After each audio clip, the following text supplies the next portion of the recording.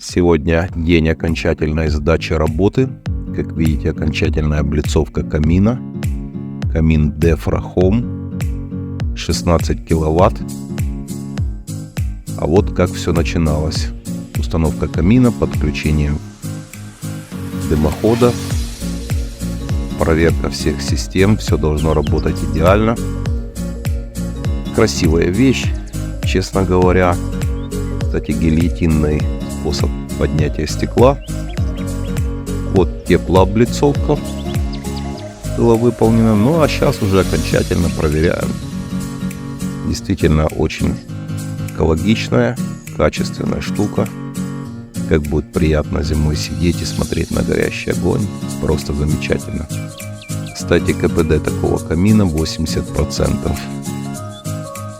Да, приятно.